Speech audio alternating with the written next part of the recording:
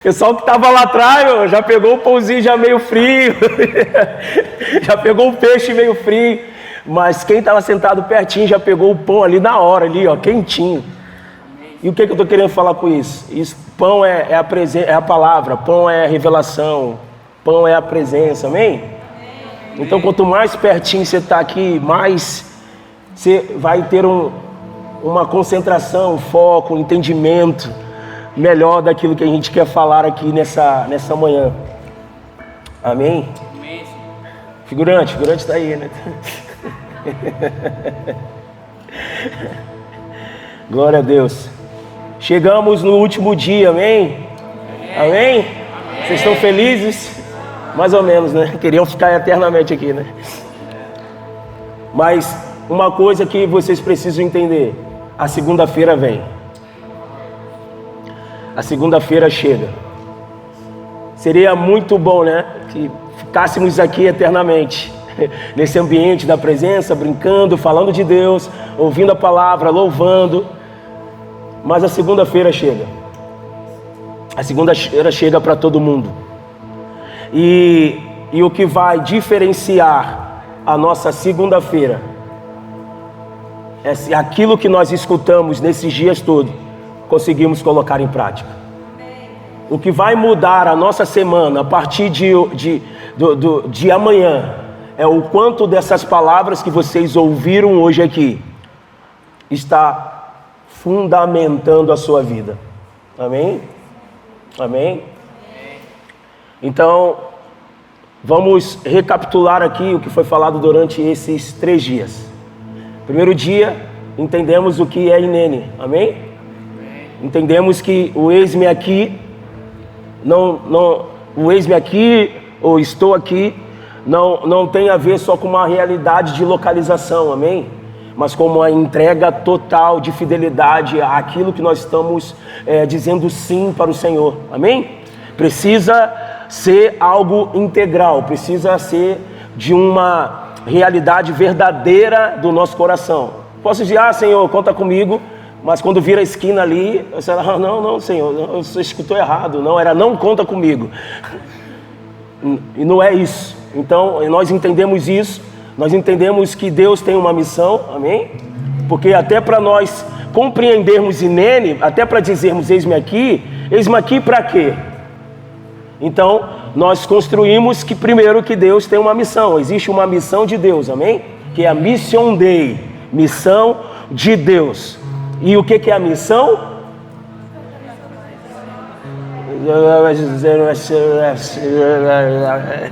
O que é a missão? A proclamação. Então, nós estamos debaixo da missão de Deus. E a missão de Deus tem a ver com o seu evangelho. O que é o evangelho? O evangelho é a história de Deus. Amém?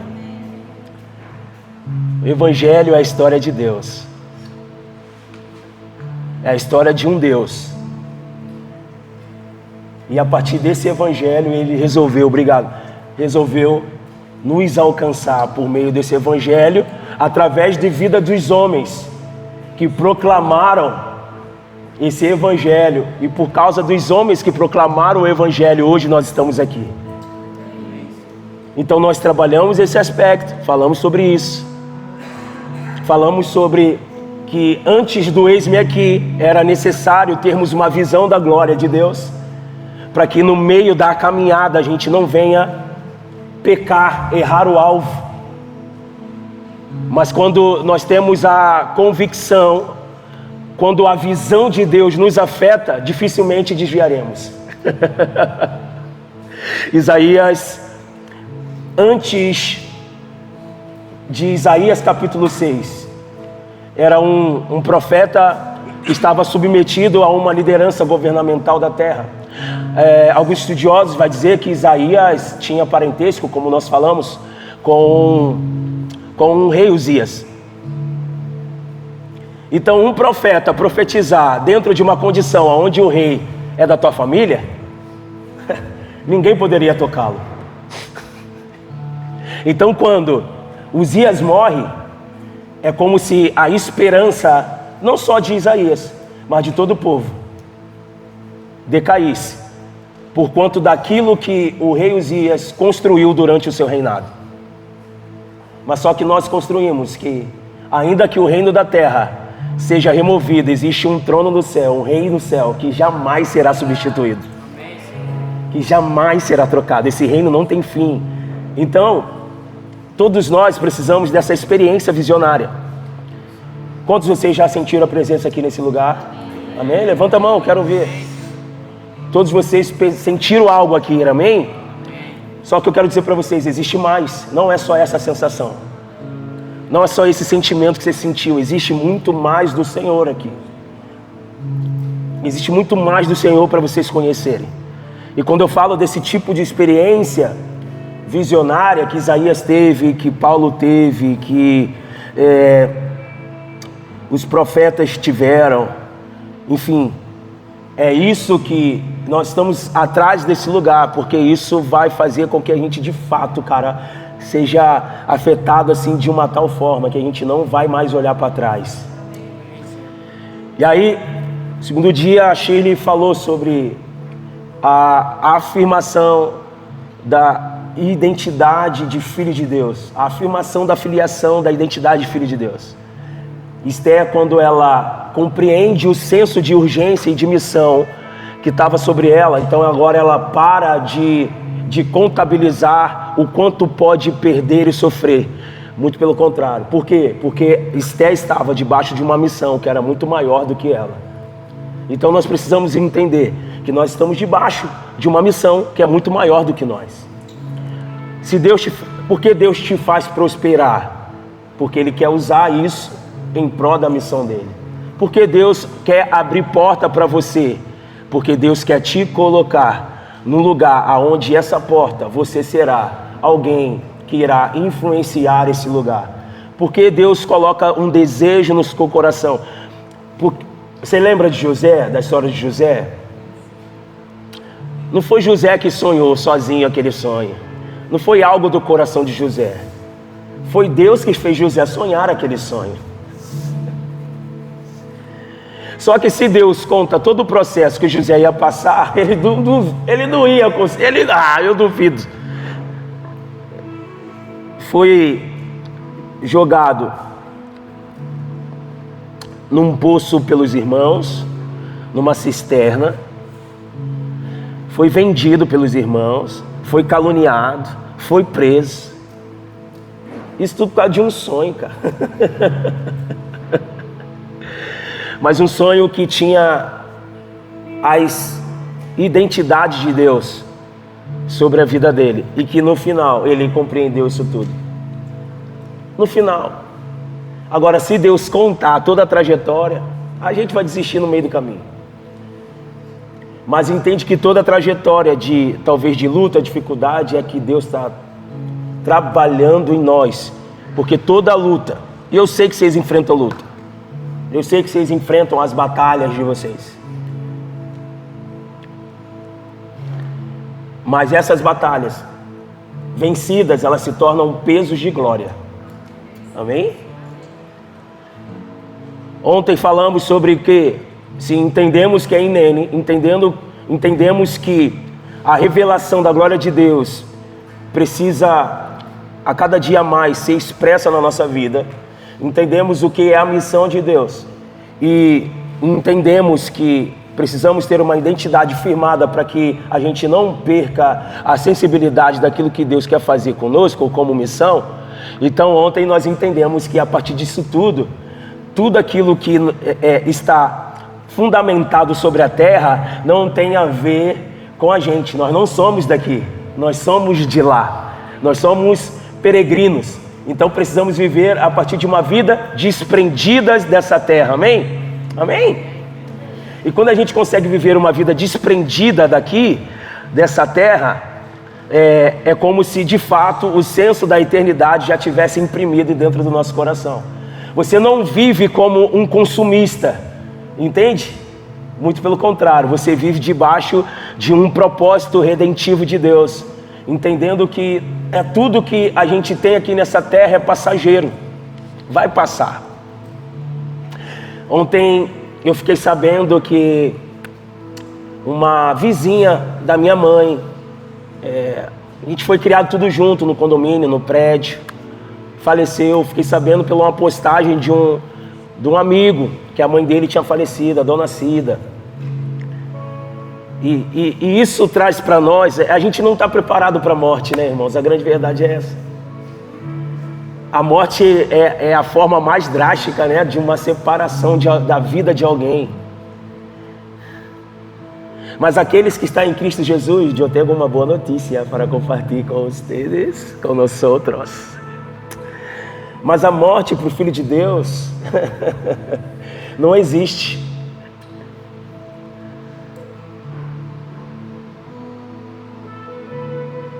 Porque a palavra de Deus vai dizer que ainda que você esteja morto, você vive.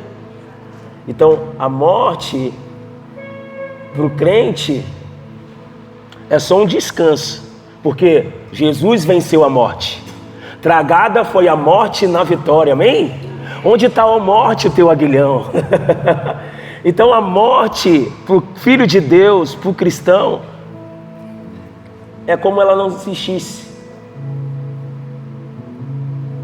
Porque o Senhor irá nos ressuscitar naquele grande dia. E aí vai ser doido, né? Filme de terror legal, né? Jason, premonição, né? Aquela coisa. Porque aqueles que é cristão e decidiram ser cremados, não, eles não decidiram, né? Decidiram em vida talvez, né? Mas às vezes também não decidiram, a família quis cremar. Mas beleza. Mas imagina o crente que foi cremado nos dias da ressurreição de todas as coisas, da restauração de todas as coisas, aqueles pó vão começar aquele pó vai começar a criar, sabe, estrutura novamente, ossos, tá entendendo? Cara, isso é loucura, é muito louco. Já parou para pensar nisso? Uau, vai ser poderoso esse dia. A Escritura vai dizer que será grande e terrível ao mesmo tempo.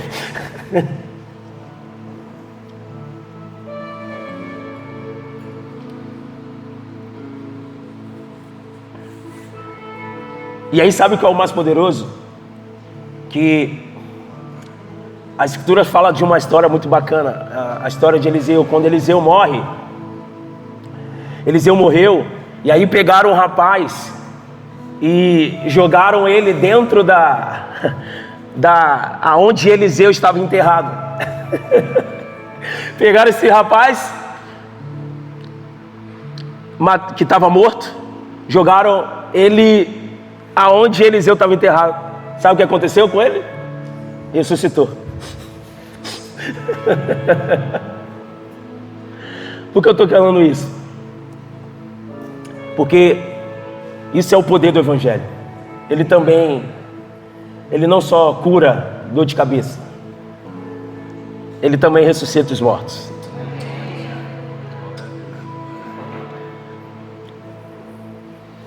Literalmente, literal, e figuradamente também. Porque de forma figurada, nós estávamos mortos, sim ou não? Em nossos pecados. Mas um homem de Deus talvez passou por nós e falou de Jesus. Então o que aconteceu conosco? Ressuscitamos. Nascemos de novo. Um novo nascimento, sim ou não? Então nós precisamos entender que uma vida peregrina. Nós não somos daqui dessa terra. A gente costuma falar, né? Eu sou a luz do mundo. Não, você não é a luz do mundo. Você é a luz no mundo. Entendeu a diferença? Eu sou a luz do mundo. Não, você é a luz no mundo. Porque nós não somos desse.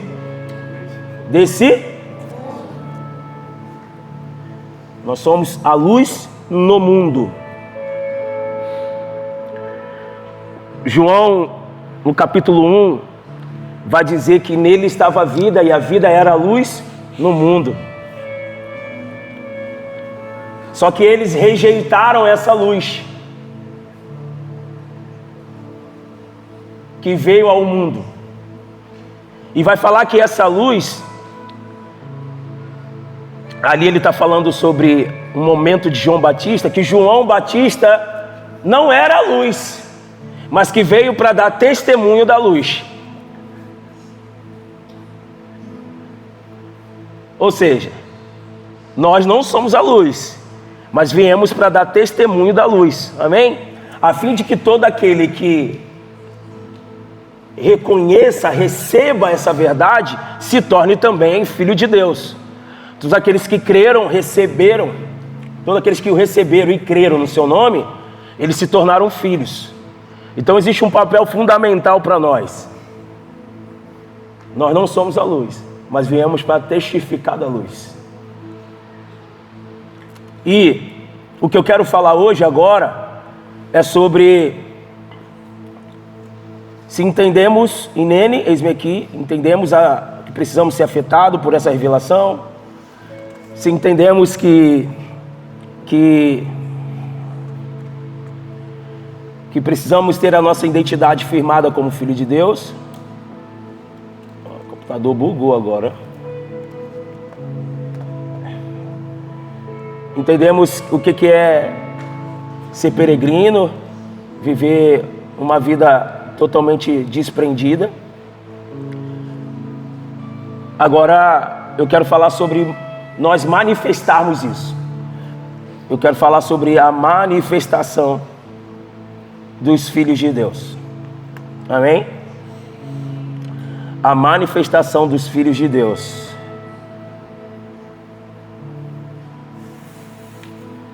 Romanos 8:19.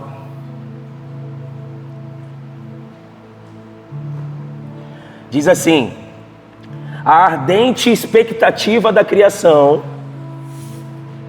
aguarda a revelação dos filhos de Deus, pois a criação está sujeita à vaidade, não voluntariamente, mas por causa daquele que a sujeitou, na esperança de que a própria criação será redimida do cativeiro da corrupção para a liberdade da glória dos filhos de Deus.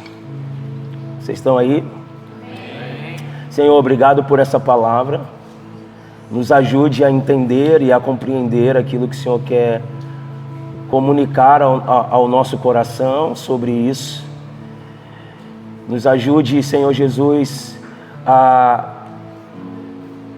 viver esse contexto de forma real e que o Teu nome seja glorificado aqui, que essa palavra nos estique nessa manhã e que venhamos sair daqui, Senhor, durante todos esses dias com o nosso coração totalmente como uma terra fértil, que cada semente que foi jogada e liberada nos corações de cada um de nós aqui gere frutos, 100, 60, 30, 30, 60, 100 por um, no nome de Jesus, amém. Vocês sabem que eu gosto sempre de trazer o contexto da época. Paulo ele vai escrever essa carta entre 55 e 57 depois de Cristo.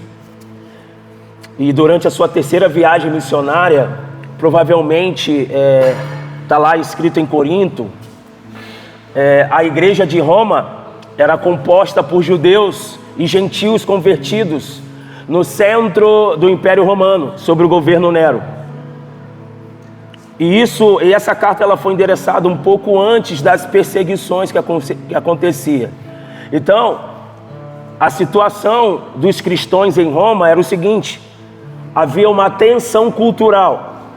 Judeus e gentios na igreja tinham diferenças quanto o quê? Quanto à lei e os costumes e a identidade espiritual. Existia também uma pressão social. O cristianismo ainda era visto como um movimento estranho, sem status legal, e já sofria preconceito, e a gente falou um pouco sobre isso na carta de Pedro. E o mundo da época era marcado pela corrupção e sofrimento. O Império Romano, ele estava no auge político da época, mas moralmente decadente, com desigualdade, escravidão e idolatria. Então é nesse cenário que Paulo, ele escreve para o quê? Para conectar o sofrimento presente com a esperança futura. Ou seja, existia um sofrimento que a igreja estava passando naquele tempo, mas Paulo queria trazer uma mensagem, queria trazer uma luz, queria trazer uma clareza com a realidade do sofrimento que eles estavam passando, mas com a esperança futura, mostrando que toda a criação ela está envolvida no plano redentivo de Deus. E o interessante é que existe um termo que a gente estuda na teologia, que é sobre a revelação geral. Vocês já ouviram falar sobre isso? Revelação geral, revelação especial? Não? Então vocês vão ouvir agora. O que é a revelação geral? A revelação geral é o seguinte: o salmista no Salmo 19, ele vai falar que a criação, ela manifesta os atributos de Deus, o caráter de Deus, amém? Então quando a gente está falando de revelação geral, a gente está falando da criação. O que é? É tudo aquilo que Deus criou. E tudo aquilo que Deus criou, o salmista está falando, Paulo também aos Romanos vai falar sobre isso. Tudo aquilo que se pode ser conhecido por Deus, os seus atributos comunicáveis, eles foram revelados. Por meio do quê? Por meio das coisas que foram criadas. Então, a criação era um meio, uma forma de Deus se revelar. E nós chamamos isso de quê? De revelação geral. Porque ainda que Deus não enviasse o seu filho, a criação já seria suficiente para entendermos que existe um Deus. Quando você olha as montanhas, quando você olha o mar, quando você olha os animais, quando você olha toda a estrutura cósmica que existe ao nosso redor, você vai ver, cara, isso aqui não é uma obra do Big Bang, não é uma obra do acaso. Isso aqui só pode ser um Criador, um Supremo Criador, que criou todas essas coisas. Você nunca parou para pensar a loucura? Tipo assim, o mar ele tem um limite. Lá no Rio de Janeiro, que as praias são muito mais agitadas do que aqui, praias com ondas agitadas. Quando vem aquela onda assim de 1 metro, 2 metros, mas ela vai até um limite, e depois ela volta. Você já parou para pensar nisso? Porque o oceano não invade as cidades, porque o oceano não invade as ruas, e tudo vira mar. Existe alguém por trás disso? Sim ou não? Sim ou não? Existe alguém por trás, porque não é possível. Existe alguém por trás. Então o mar, ele tem um limite. Você pode ir até aqui. A partir daqui, você está desobediência, hein? E aí, mas de vez em quando acontece um tsunami, de vez em quando acontecem uns fenômenos que faz com que o mar avance o seu limite. Sim, acontece. Mas sabe o que é isso? É a criação manifestando. É a criação, de alguma forma, clamando pela manifestação dos filhos de Deus. Essa desordem na órbita, essa desordem que acontece muitas das vezes nos ares, que provoca essa mudança de intensidade da água, não tem a ver só com uma realidade de ciência, mas eu consigo também enxergar uma realidade espiritual por trás disso. Entende? Então, isso é a revelação geral.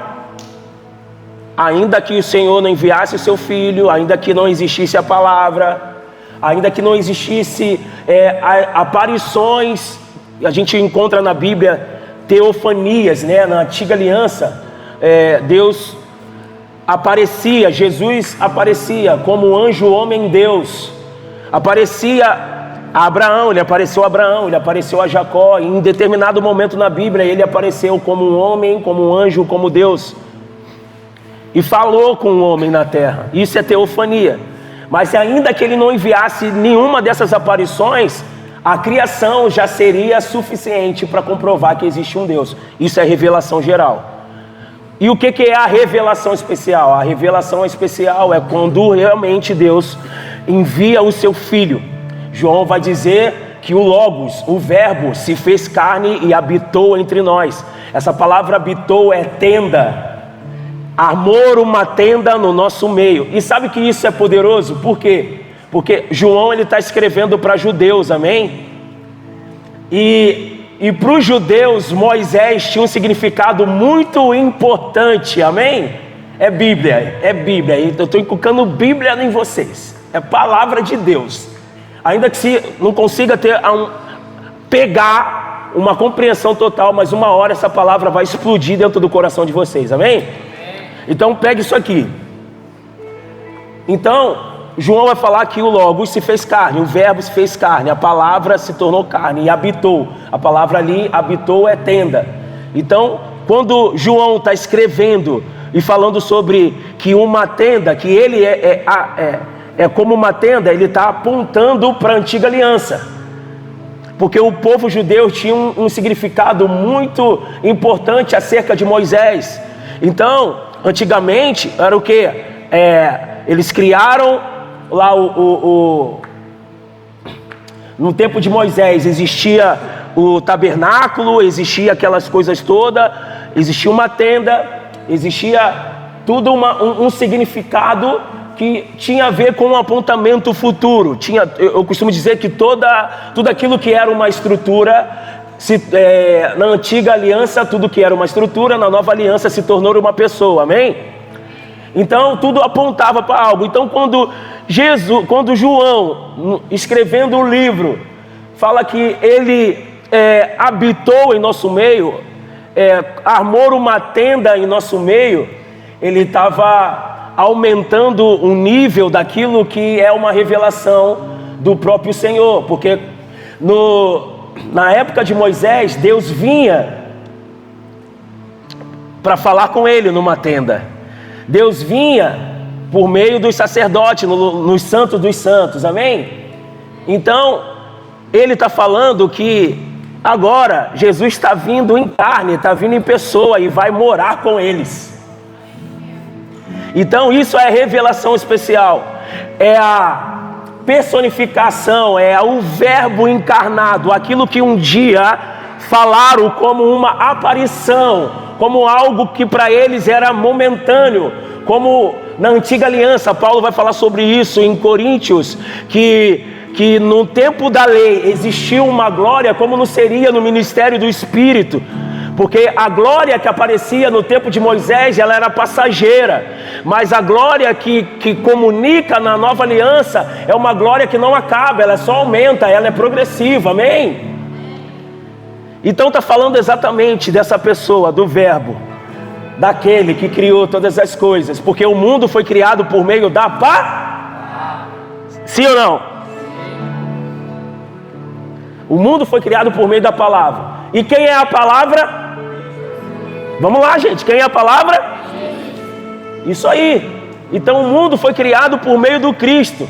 Então Deus, não só satisfeito em se revelar pela criação, agora ele envia o seu Filho para morar com os homens, para habitar com os homens. Isso é revelação especial. Vocês estão entendendo? Só para vocês terem uma leitura do panorama do que a gente está construindo aqui. Então nós vamos ver que Paulo ele está trazendo essa mensagem com uma construção de que toda a criação ela está envolvida no plano redentivo, seja os mares, seja as montanhas, seja o cósmico, seja os céus, seja tudo está envolvido no seu plano redentivo. Tudo será restaurado de uma maneira plena, amém? Então Romanos 8, ele é o ápice da seção onde Paulo explica. Primeira coisa, Romanos capítulo 8 do verso 1, vai dizer o seguinte: agora pois, ele já começa falando sobre uma realidade poderosa. Romanos 8:1, agora pois, já nenhuma condenação há para os que estão em Cristo Jesus. Nenhuma condenação há para aqueles que estão em Cristo Jesus. Então, ele já começa falando sobre a libertação da condenação. Vocês foram libertos, nada mais condena vocês. Aqueles que pertencem a Cristo Jesus, nenhuma condenação pode fundamentar quem eles são, quem ele é, nada pode subjugar eles a partir dessa realidade. Eles foram livres, estão libertos, amém? Nós falamos ontem, eu não sei se foi à noite ou se foi de manhã, na sexta-feira. Não, ih, meu Deus, é a idade, irmão, desculpa. Sexta-noite ou sábado de manhã? Sábado de noite. Sábado de noite. Falamos que nós fomos eleitos, né? Nós somos uma geração eleita. Nós fomos elegidos por Ele, amém? Ele nos escolheu, Ele nos elegeu para Ele mesmo. E a partir dessa eleição, nós recebemos atributos, identidades. Nós fomos libertos do pecado, nós fomos livres da nossa condenação. Então o texto vai continuar. E aí, do versículo 8, do capítulo 8, do verso 2 ao 2, 14, 17, ele vai trabalhar alguns aspectos interessantes. Ele vai falar, porque a lei do Espírito da vida em Cristo Jesus te livrou do pecado e da morte. Olha aí, ó. Nos livrou do quê? Do pecado e da... Então a morte por crente não é morte, é vida. Não existe morte por crente. Nós estamos livres da morte eterna. Ok? Amém? E quando morremos, como eu falei, morrer, no dia da sua vinda iremos ressuscitar com Ele. Isso é poderoso. Cara, nós somos super poderosos. Isso é louco. E aí, dos versos finais, do 14 e 17, vai falar: pois todos que são guiados pelo Espírito de Deus são filhos de Deus. E essa palavra guiados é aguntai. Repete comigo, aguntai. Vamos lá, gente. Vocês tomaram café, não? Aguntai. Sabe o que é aguntai? Te pegar pela mão e te levar até o destino final. Então, todos aqueles que são guiados pelo Espírito de Deus são filhos de Deus. E o Espírito, ele não tem só essa função de convencer você do pecado, da justiça e do juízo, mas ele também é aquele que vai pegar na tua mão e te levar até o destino final. Amém? Então, existe um contraste entre o sofrimento presente e a glória futura. E aí Romanos, no capítulo 8, do verso 18, vai dizer assim: porque para mim tenho por certo que os sofrimentos desse tempo presente não podem ser comparados com a glória a ser revelada em nós. O tempo presente não podem ser comparados com a glória que há de ser revelada em nós. Então no versículo 19, Paulo agora ele muda o foco para algo cósmico. Não apenas para os crentes, mas toda a criação espera por esse dia. Em quê? Em que a manifestação dos filhos de Deus serão revelados, serão manifestos.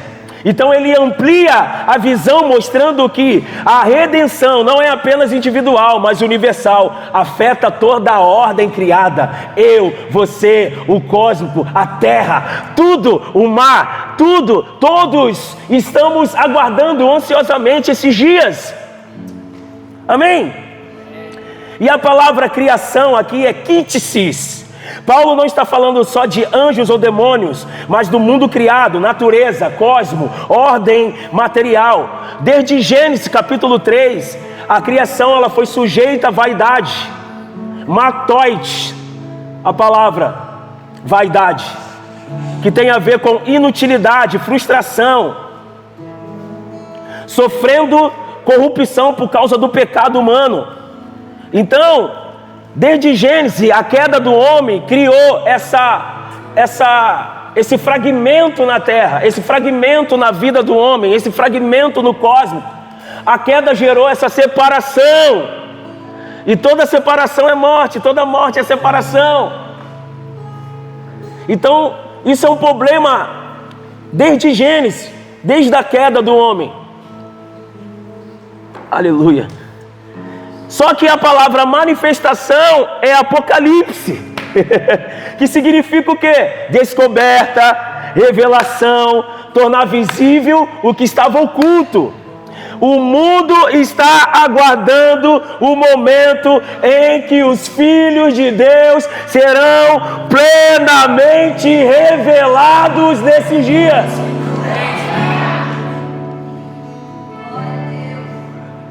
Há uma ansiedade do mundo. Por quê? Porque só o Filho de Deus consegue estabelecer aquilo que é a ordem.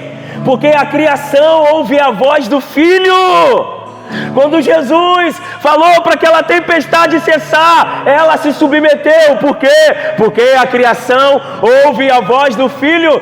Quando Jesus pede para Pedro buscar a moeda na boca do peixe, e o peixe foi, pegou uma moeda no mar e levou para Pedro. Por quê? Porque a criação ouve a voz do Filho. Quando Jesus pede para Pedro jogar as redes nas águas, é porque a criação ouve a voz do Filho e submete. Agora, eu tenho uma pergunta para hacer para ustedes. Ustedes são o quê? Hijos. Vamos lá, me ajuda aí. O que vocês são? Filhos de quem? O que vocês são? Filhos de quê? A criação ouve a voz de quem?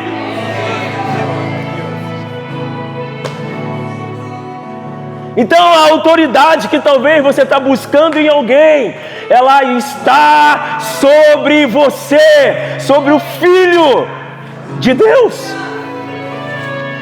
Você lembra que Jesus falou: eu vou para o Pai.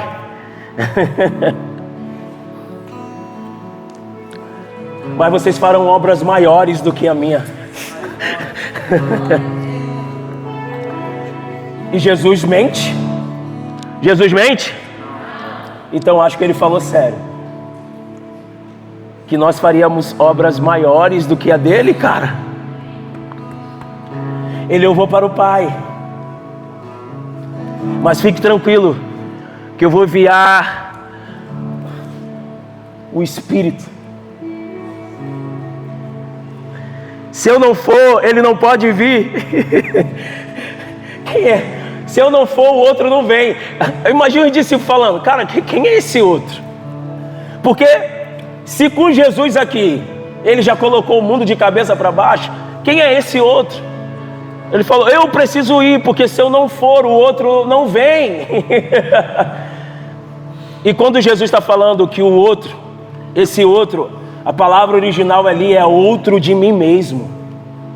Ou seja, o Espírito Santo. O Espírito Santo é Deus também. E o mais poderoso, que o Espírito Santo, ele está dentro de mim, dentro de você. O Espírito Santo é Deus. O Espírito Santo não é só uma energia. O Espírito Santo é Deus, ele está dentro de você. O mesmo Espírito que estava em Cristo Jesus, agora está dentro de nós. Então, se a criação se submete ao Filho de Deus, a criação também precisa se submeter a nós. Amém? Nós não podemos ter medo de ser ousados, de termos ousadia no Espírito Santo de Deus. Eu lembro uma vez, nós morávamos numa casa lá no Rio, num lugar chamado Campo Grande, e Campo Grande faz calor também. E aí o João, ele queria tomar banho de borracha, aqui é outro nome que falam, né? Mangueira, aqui falam mangueira, né? Lá no Rio a gente fala borracha, banho de borracha, porque é uma borracha, né? Mangueira. Aqui a galera tem a maneira de dificultar os nomes, mas tá tudo certo. Hot dog, cachorro quente é com picadinho, hot dog é com salsicha, enfim, não dá para entender. No final é a mesma coisa, vai. Hot dog é com salsicha, cachorro quente é com picadinho. Aí eu pedi um cachorro quente achando que era com salsicha, era com picadinho. Ai, meu Deus do céu. Aí eu falei, mas moça, veio com carne moída. Ela não, mas você queria o quê? Com salsicha? Não, com salsicha é hot dog. Ai, meu.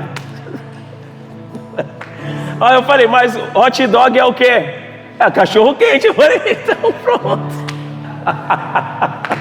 Enfim, mas vamos lá. E aí o João queria tomar banho de mangueira. Só que o tempo não estava muito legal, o tempo estava chuvoso. E aí eu falo, não, João, o tempo está chuvoso, não sei o quê. A Shirley falou, não, você pode ficar resfriado, coisa de mãe, né? Preocupada, tudo mais.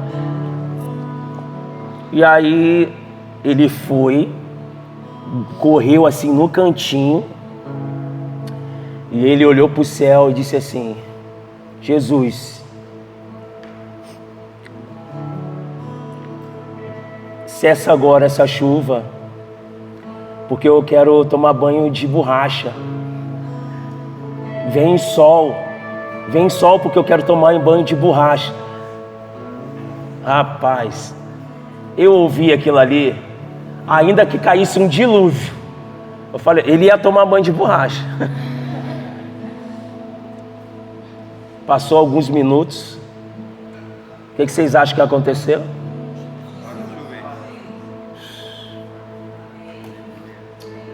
O brilho do sol, exatamente no lugar onde ele queria tomar banho,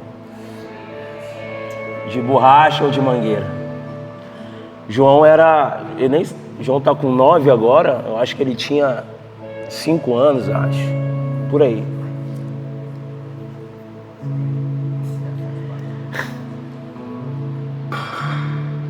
Então existe uma realidade dentro de nós. Isso é real, isso não está só na Bíblia.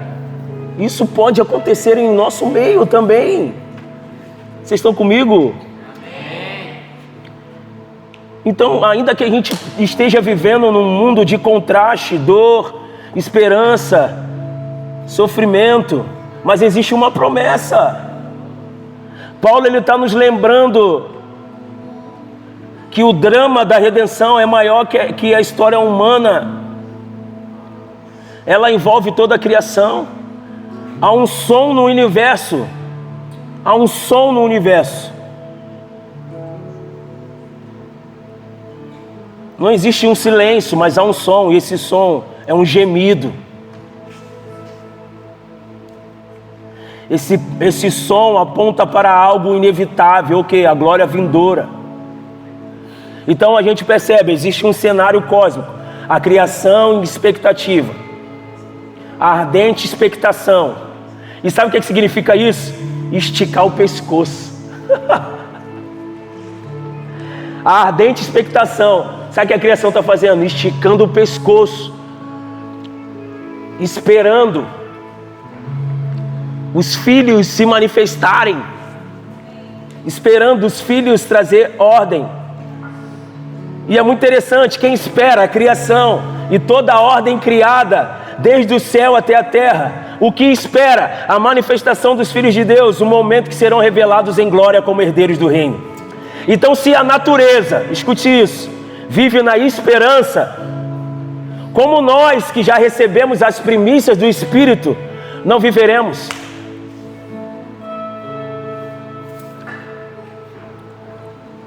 Nós já recebemos. Tudo aquilo que Deus pôde fazer, nós já recebemos. Agora nós precisamos assumir a responsabilidade daquilo que nós recebemos. Amém? E aí o verso 20 e 21 vai falar sobre o cativeiro.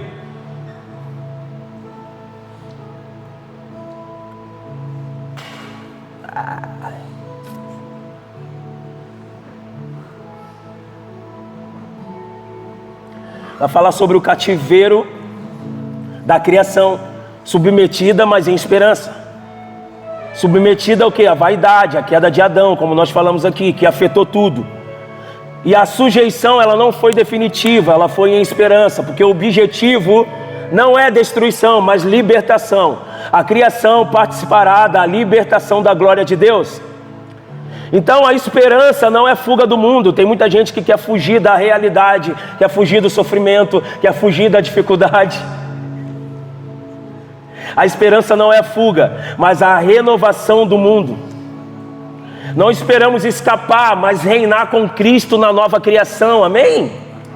Vocês estão aí? Nós vamos reinar com Ele na restauração de todas as coisas. Isso é poderoso, porque Ele está nos treinando para reinar junto com Ele. Apocalipse 21, verso 5 vai dizer: aquele que está assentado no trono disse: eis que faço nova todas as coisas. E acrescentou: escreve, porque estas palavras são fiéis e verdadeiras. Nós reinaremos com Cristo. Reinaremos com Ele. Uau! Só que o universo está gemendo. Existe um parto da nova criação. O que a criação está sentindo agora?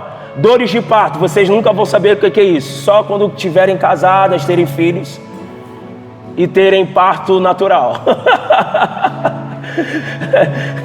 E aí vocês vão entender o que é uma dor de parto. Eu não senti a dor, mas eu no meu espírito assim eu compreendi o que é, porque o João foi parto natural. Eu vi aquela cena de terror.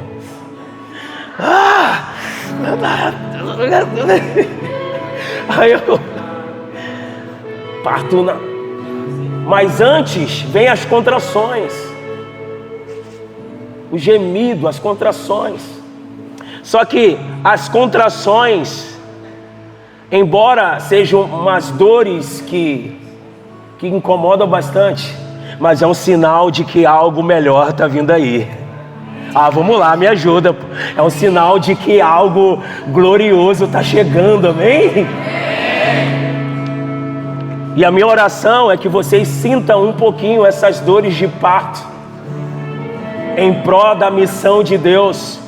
A minha oração é que o Senhor coloque uma nação no seu coração para que você venha chorar. A minha oração é que o Senhor gere um incômodo dentro do teu espírito e você comece a orar pela sua geração. A minha oração é que o Senhor gere incômodo no teu espírito, que gere uma inconformidade na tua escola diante das meninas que sofrem abuso. A minha oração é que o Senhor gere uma inconformidade dentro do teu espírito em pró do estado que você mora, da cidade, do bairro que você mora, pelas pessoas que você conhece e tem sofrimento. Amém? Então a criação ela está com dores de parto, ela geme. A igreja ela está esperando a adoção e a redenção do corpo. Está gemendo também. Porque na mesma forma que a criação geme, nós estamos gemendo. Por quê?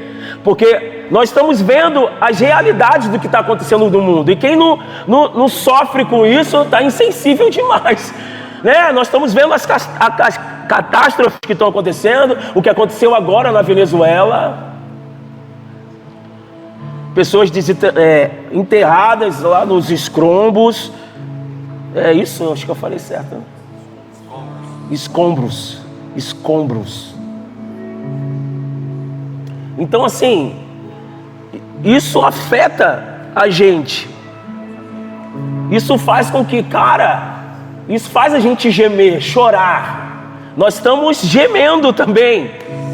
Então a criação geme, a igreja está gemendo, esperando a restauração de todas as coisas, e o Espírito Santo também está gemendo, porque a Escritura vai dizer que ele intercede com gemidos inexprimíveis. E sabe qual é a loucura? Que ele está gemendo, intercedendo por mim e por você diante do Pai. Porque assim, vamos lá, Jesus foi a cédula, o dinheiro, para vocês entenderem, a cédula que pagou a nossa dívida diante dos nossos pecados, diante do Pai, amém? O Pai nos ama tanto que enviou seu Filho, que pagou por nós e resolveu a questão. Só que quando a gente peca,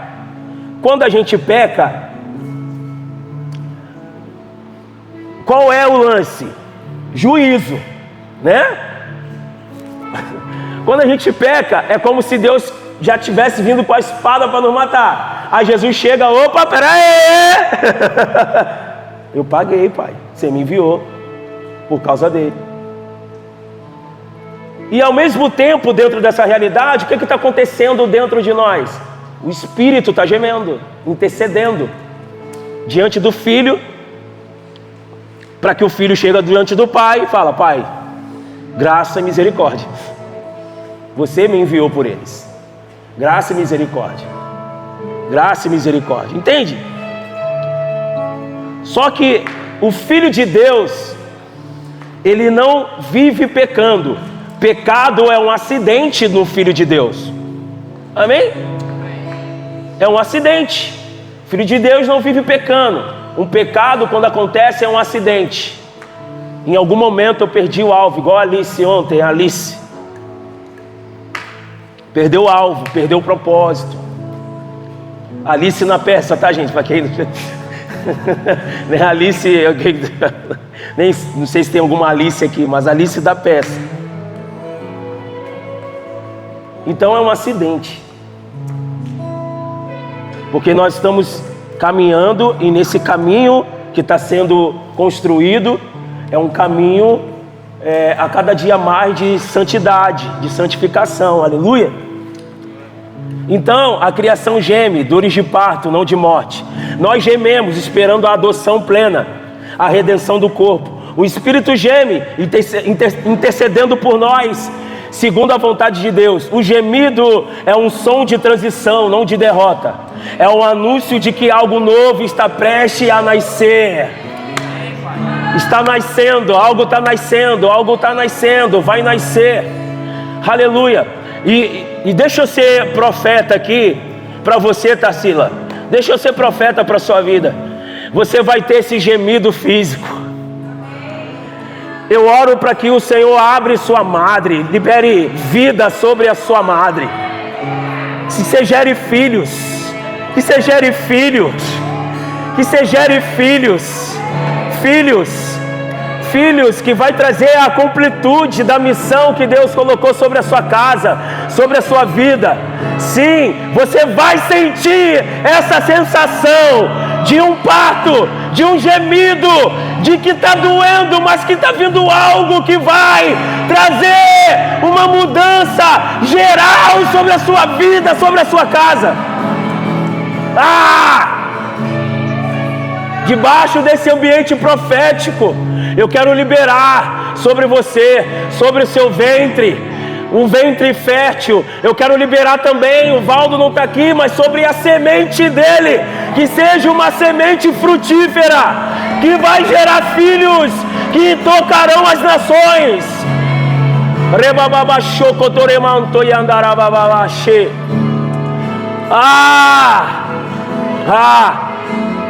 Que o Senhor libere um clamor de gemido no teu coração, como Ana, como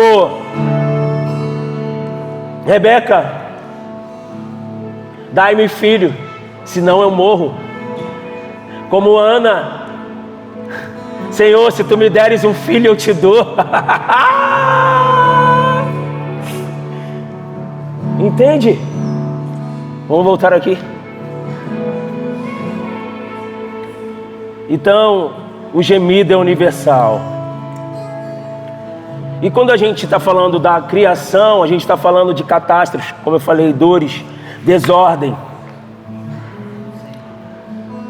gemido do corpo, doenças, limitações, envelhecimento, gemido da alma, ansiedade, injustiça, frustração. Isso é o gemido da criação. Vou repetir para você anotar. E quem não está anotando, guarda no teu coração, para não pecar contra o Senhor. Mas o gemido da criação, o que é o gemido da criação? São as catástrofes, são as dores, a desordem, gemido do corpo, doença, limitações, envelhecimento, gemido da alma, ansiedade, injustiça, frustração. Só que entenda, esse gemido não é uma derrota, é parto. Parto é dor, mas anuncia vida. A glória futura não vai ser um alívio temporário, mas uma transformação eterna. Não interprete esses acontecimentos como um abandono de Deus, mas como um anúncio de que algo poderoso, maior, está para nascer. Entre o já e o ainda não, estamos vivendo no intervalo. Entre o já e ainda não, estamos vivendo no intervalo. Já fomos adotados, já fomos selados pelo Espírito Santo, temos acesso à presença de Deus. O ainda não, a plenitude virá na revelação final, na segunda vinda de Cristo. E a nossa vida, ela é uma ponte. Carregamos no corpo a marca dos sofrimentos.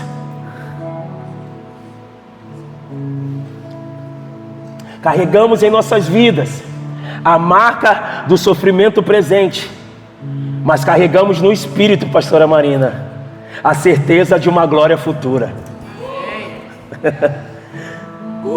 Então, a estrutura montada, sofrimento presente, ardente expectativa da criação, submissão à vaidade com esperança, libertação da corrupção, gemidos de parto, glória futura. Existe uma glória que está por vir. Escute isso aqui. Existe uma glória que está por vir. E glória é mais que um lugar. Uau! Pega isso, teu espírito. Glória é mais do que um lugar. Não é apenas o céu futuro, escute isso, mas a manifestação visível da presença de Deus. E quando eu falo da manifestação visível, eu não estou falando da onipresença de Deus, porque Deus é um Deus onipresente, amém? Ao mesmo tempo que Ele está aqui no Pará, Ele está na China. Ao mesmo tempo que Ele está na China, Ele está no Japão. Ao mesmo tempo que Ele está no Japão, Ele está na Antártida. Ao mesmo tempo que Ele está na Antártida, Ele está nos Estados Unidos. Ele é um Deus onipresente, Ele é o Criador do universo, Ele está em todos os lugares, amém? Mas eu estou falando de uma presença manifesta. O que é a presença manifesta? Para vocês entenderem ainda de forma mais clara. Quantos aqui conhecem histórias de desavivamentos? Azusa, Gales, avivamentos, histórias de avivamentos. E quando a gente está falando da manifestação gloriosa da presença de Deus, é exatamente sobre esse lugar, porque aonde acontece avivamento, acontece uma restauração geral dentro desse lugar onde está acontecendo avivamento. O que acontecia nos avivamentos? Morto ressuscitava, pessoas que não tinham braço, o braço nascia. Por quê? Porque aonde a glória de Deus está, aonde o céu não tem defeito, né, irmão? Sim ou não? O céu não tem defeito, né? Vamos lá, o céu não tem defeito, né? Então, A presença manifesta de Deus é o céu descendo à terra e trazendo ordem em todas as coisas ao seu redor. Então aquele que tinha um defeito na sua perna, ela volta ao normal. Então aquele que tinha problema difícil, ele é afetado com essa realidade e é liberto. Então, o que aconteceu em Azusa? A violência acabou durante um período naquela terra. Sim. É um senso de um arrependimento que brota dentro do coração da pessoa, que a pessoa, ela pede socorro. Entende? Então, quando a gente está falando dessa glória, é sobre mais ou menos essa realidade. Não é só a manifestação de cura, mas é uma convergência cultural que acontece no lugar e no ambiente. É o céu descendo e colocando ordem em todas as coisas, amém? E Deus deseja fazer isso em nós, em nosso meio. Então não, se você disse e nele, e você disse nele, e a tua palavra não volta mais vazia, você disse eis-me aqui. E se você disse eis-me aqui, chegou a hora do momento de você manifestar-se como um filho de Deus nessa terra. Chega de ser um crente 007, um crente agente secreto. Ninguém sabe que ele é crente. Ele está na sala de aula, ninguém sabe que ele é crente. Ele está na rua, ninguém sabe que ele é crente, porque ele é um agente secreto, um crente secreto, um crente 007. James Bond, os mais novos não vão saber o que é isso. Mas é um filme de um agente que ele é secreto. James Bond. Ninguém sabia que ele era um agente. E nós não podemos ser esse tipo de crente 007. Chegou a hora de nós manifestarmos a realidade de Deus sobre a terra, amém? Eu quero usar o exemplo da minha filha, que a minha filha está aqui. A Marisabel já tem 15 anos. 15 anos. E com seus 13 anos, 13 para 14 anos, ela estudava numa escola lá perto de casa. E ela, junto com uma amiguinha, começaram a estabelecer um culto, um movimento de oração na escola. Era ela e mais 3 amigas. Um movimento de oração na escola. Elas usavam o tempo livre que elas tinham para orar. Orar. E aí no dia de vir, de pegar lá os documentos nas escolas para a gente nos mudar para cá, a Shirley foi lá pegar, e aí a diretora chega para Shirley assim, um contexto legal, ela entrou numa turma terrível, era uma das piores turmas que ela entrou na escola, a turma não queria nada, bagunceira e tudo mais. E aí no dia de pegar o boletim, os documentos, a diretora falou assim: olha mãe, é uma pena que sua filha está indo. A gente, ao mesmo tempo, está feliz com vocês, com essa decisão, mas a gente fica triste, porque a sua filha, junto com as amiguinhas, elas mudaram o ambiente e a cultura da escola. E outra, mãezinha, a turma da sua filha era uma das piores aqui em Nota. Ela está saindo como uma das melhores turmas da escola.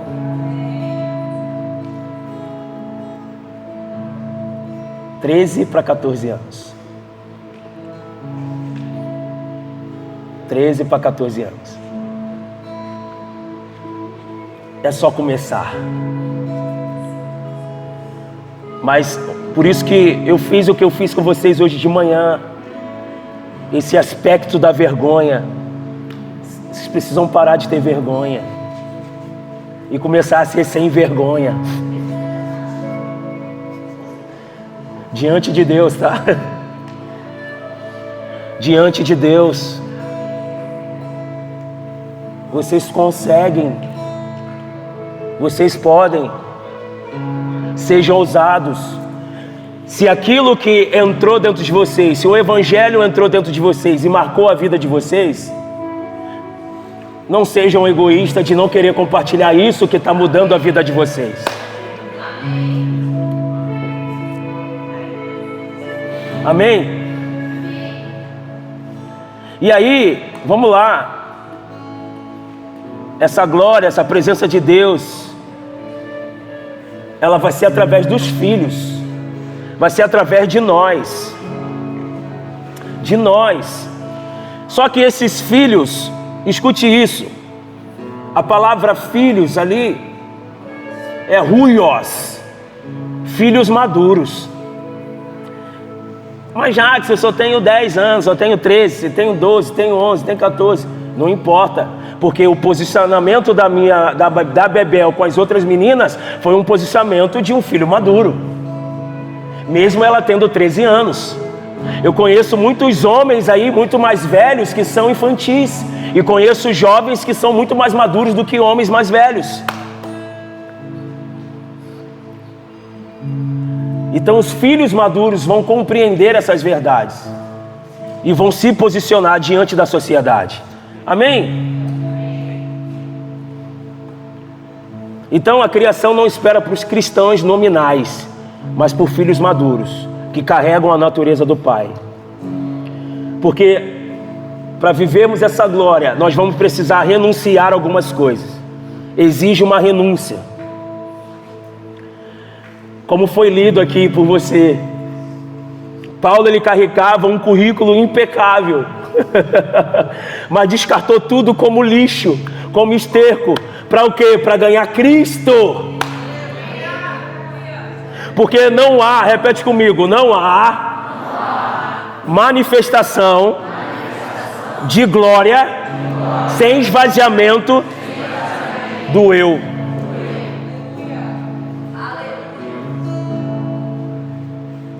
Porque se a glória ainda não manifestou plenamente a sua vida,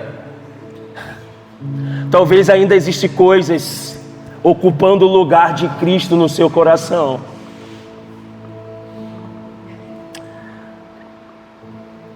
Eu vou terminar aqui e depois a gente continua no próximo capítulo essa mensagem.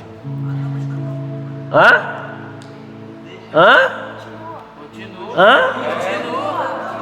Só até meu dia. Vai até o meio-dia, né? Continua? Então, sempre os meninos, né? As meninas não. Sempre eu falei que tinha que dar ponto para os meninos e não deram ponto para os meninos. Ontem foi a mesma coisa. Eu falei, pô, vou terminar. Não, vai, bora, vamos até o final, vai. Não precisa de festa. Eu falei, não precisa de festa não, os meninos. As meninas. Tipo assim, como assim?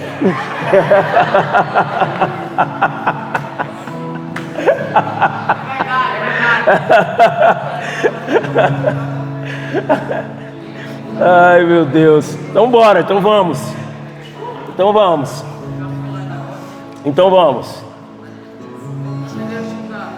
Aleluia. Glória a Deus. Então, nós estamos dentro desse processo entre o gemido e a glória. Entre o gemido e a glória. Entre o gemido e a glória. E o interessante é que entre esse processo nós estamos sendo transformados de glória em glória na imagem do Filho. Estamos sendo transformados de glória em glória na imagem do Filho. Como eu falei, essa glória não é mais uma glória que desvanece, mas é uma glória progressiva. Ela vai aumentando na medida que eu vou perseguindo esse lugar do conselho do Senhor, do conhecimento de Deus. Essa glória vai aumentando, amém? Então só depende de nós o progresso dessa glória, só depende de nós o peso maior dessa glória, só depende da nossa vida. Só depende do quanto nós desejamos esse lugar. Só depende do quanto a nossa fome. Eu sei, tá com cãibra, né?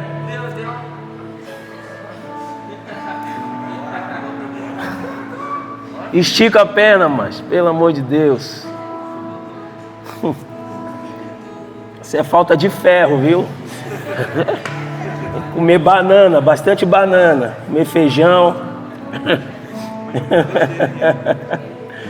Então, só que dentro desse lugar existe um compromisso sério, gente. Vamos lá, vocês pediram para continuar. As meninas, a gente não. Mas vamos lá. Então, dentro desse lugar, precisa haver algo consciente dentro de nós. Nós vamos precisar renunciar a coisas. Muitas das vezes nós vamos precisar renunciar a coisas. Entende?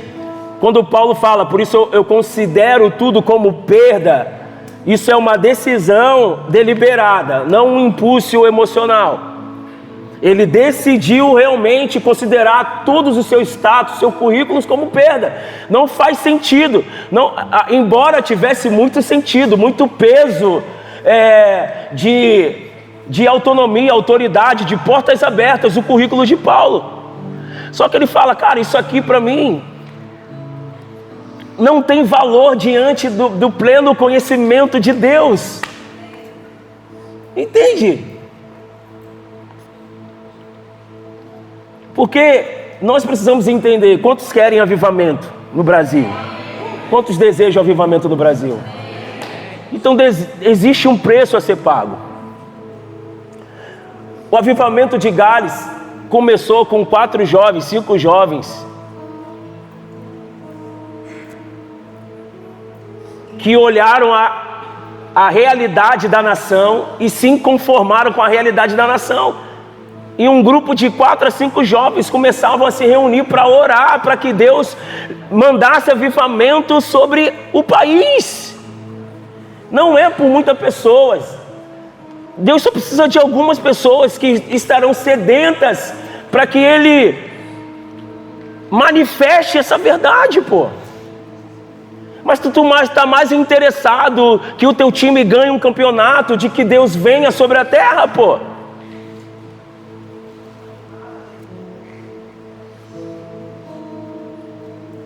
Pô, tu está mais interessado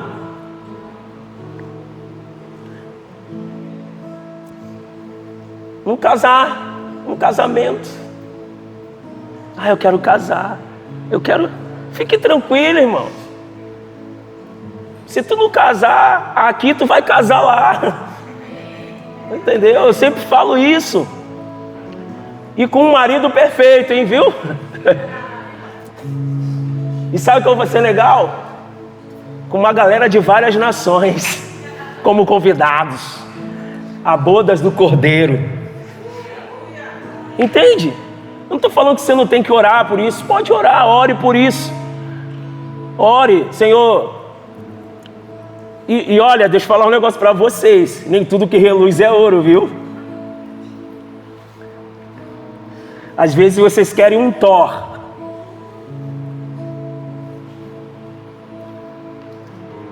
Vocês querem um Thor, vocês querem um Homem-Aranha, né? Qual é o nome dele lá? Hã? Querem um Holland. Entendeu? E os meninos querem uma... Qual é o nome da menina lá?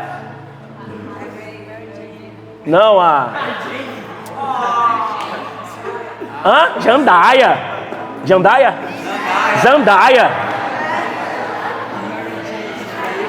Menino, querem um Holland.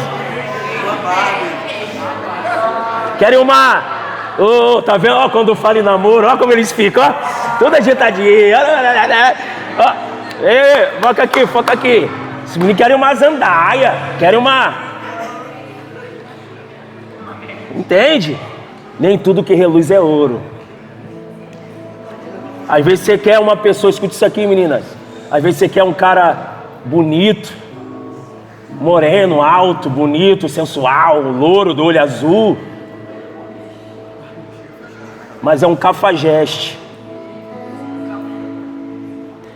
É um cara que não ama Deus, que não honra o Senhor, que não honra os seus pais, que vive no computador 15 horas, 25 horas se puder.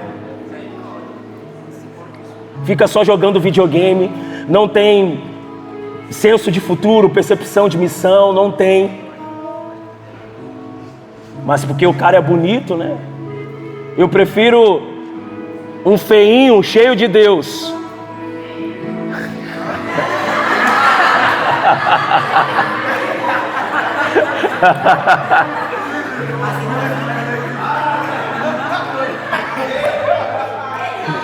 Do que um bonitão que vai estragar a sua vida. Mas eu li um pensamento, igual minha esposa. Às vezes eu leio um pensamento também, viu? Eu li um pensamento aqui, mas não pode ser os dois.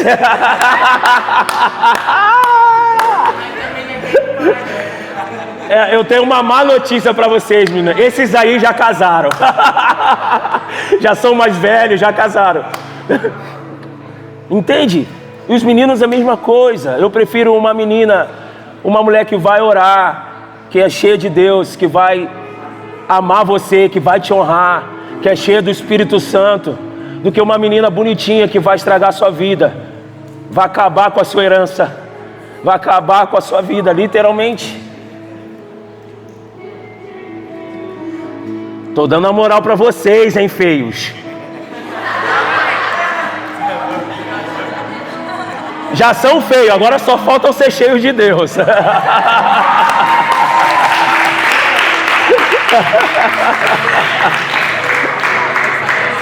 Se eu tivesse terminado, vocês não viriam isso, tá vendo?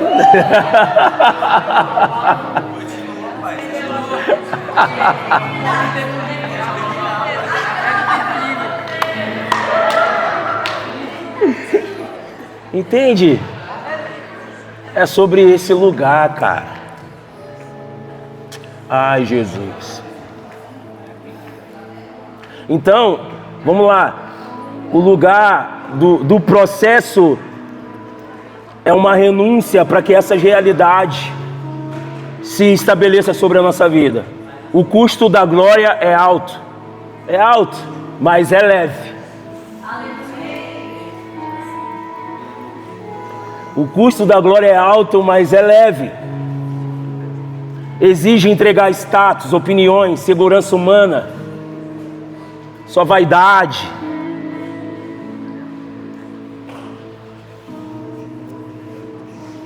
Segunda coisa. Primeira, uma renúncia consciente. Segundo, o conhecimento relacional, que é gnosis, aqui é intimidade. Não basta apenas conhecer sobre Cristo, é preciso conhecê-lo. Terceiro, o processo doloroso. O gemido é necessário para que o velho seja deixado para trás. E a glória, ela vai ser revelada na proporção da morte do ego.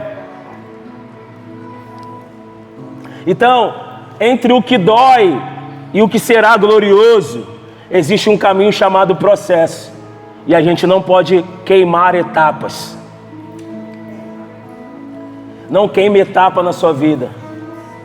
Não queira fazer coisas, acessar coisas. Tem pessoas que estão sofrendo por coisas que ainda nem viveu.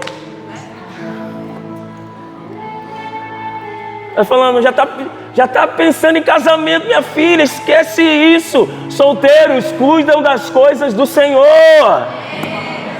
Ai, meu Deus, meu casamento. Calma.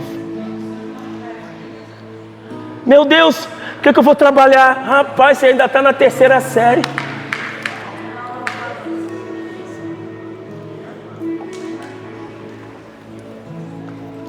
Vive uma coisa de cada vez. Vive uma coisa de cada vez. Existem duas coisas que eu quero falar aqui. Às vezes a gente está vivendo uma realidade muito difícil no nosso tempo. Ansiedade, depressão, a gente tem visto esse aumento, né, dentro dos nossos ambientes como igreja também, nós temos visto isso. Existem duas coisas que eu entendo. Uma é, muito dessas realidades de muitos jovens e adolescentes estarem vivendo nessa realidade de depressão e ansiedade, pode vir também dos pais. Pode vir de como também a realidade dos pais é movimentada dentro de casas. Isso é um ponto. O outro ponto é o seguinte também. O outro ponto pode ser que você também só vive uma vida ociosa. Uma vida ociosa é uma vida de prejuízo. Quando você vai em algum lugar comer, lanchonete, alguma coisa, você vai lá, eu só quero tomar um suco, você pede só um suco. Você fica com aquele suco 3 horas. E aí o garçom vai lá toda hora, quer mais alguma coisa? Quer mais alguma coisa? De tempo em tempo ele vai lá, quer mais alguma coisa? Por quê? Porque aquela mesa está ociosa, aquela mesa não está produzindo.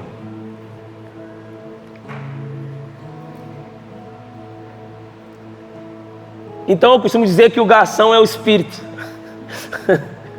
que está ali te incomodando com a sua ociosidade.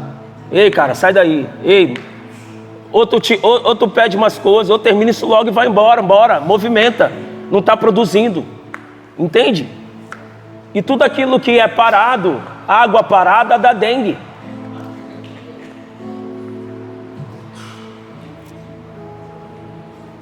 Então existe um movimento de Deus na nossa vida, entende?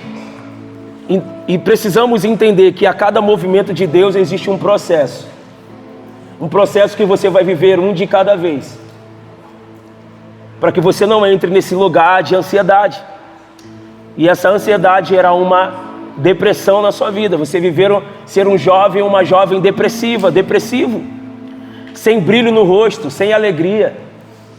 Ei, gente, nós somos cristãos, pô.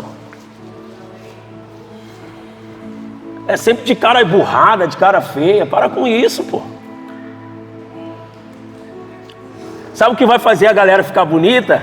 A escritura vai dizer que o sorriso, ele formoseia o rosto, pô.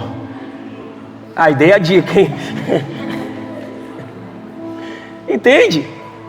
Vai modelando a nossa aparência, cara. A alegria do Senhor, o sorriso no rosto, vai modelando a nossa aparência, cara. Meu Deus do céu, eu lembro, Jesus, ainda bem que Jesus me salvou, meu amigo. Hoje eu tô um negão de tirar o chapéu, diz a profeta Alcione. Entendeu? O Black Pit, como minha esposa fala, pô. Black Pit.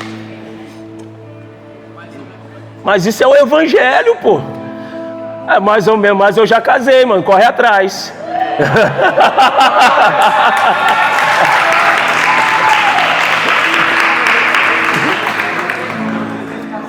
Já casei, tenho filhos, escrevi um livro, mano. Plantei uma árvore. E pronto.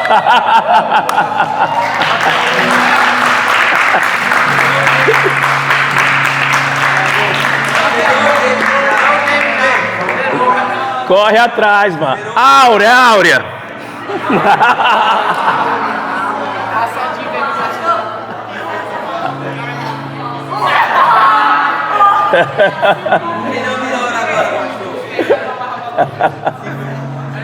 Então vamos lá, pra gente finalizar aqui.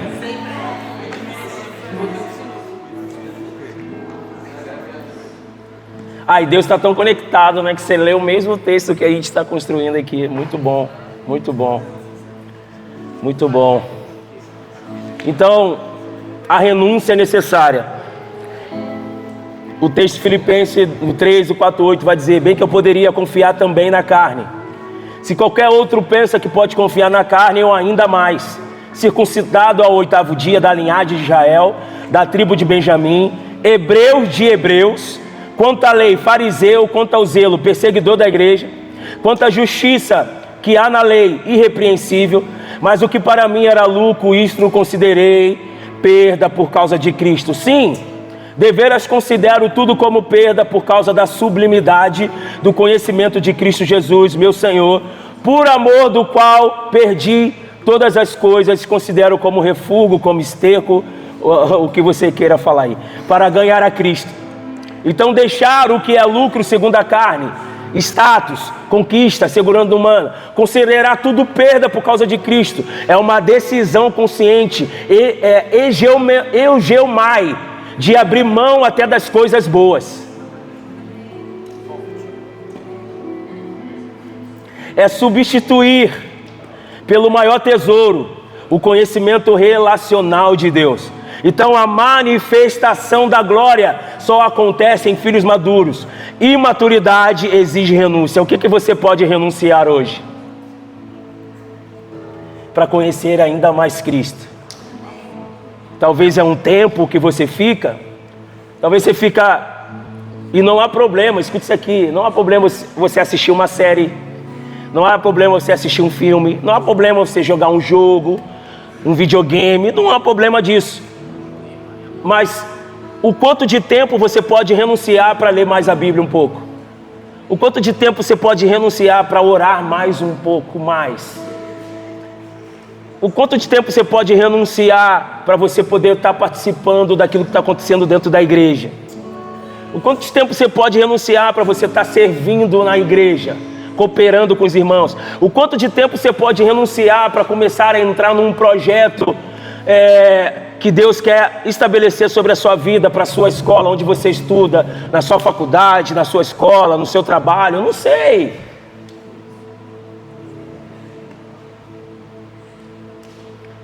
Porque se nós entendemos que nós não somos daqui, o que nós estamos fazendo aqui é proclamar o Evangelho do Senhor. Porque não espere chegar à eternidade para conhecê-lo. João 17:17 vai dizer que a eternidade é conhecer o Senhor.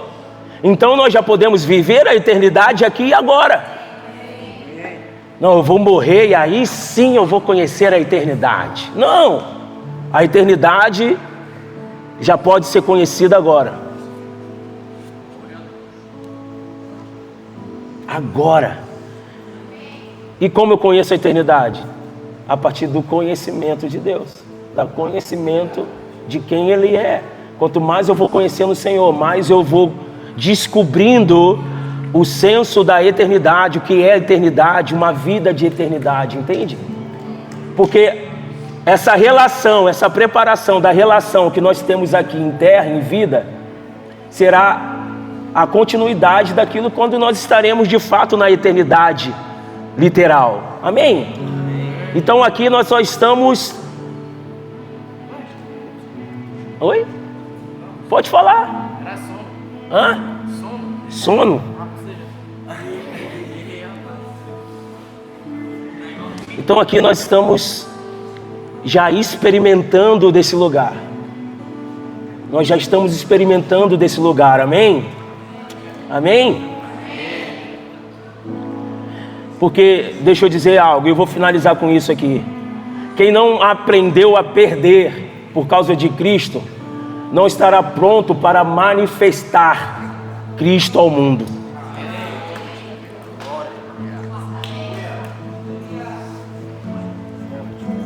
Por isso considero tudo como perda, pois eu vi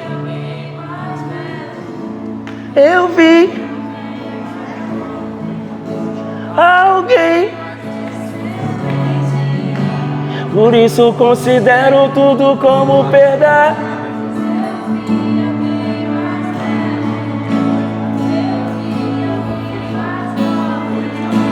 Alguém mais. Por isso considero tudo como perda. Alguém mais belo.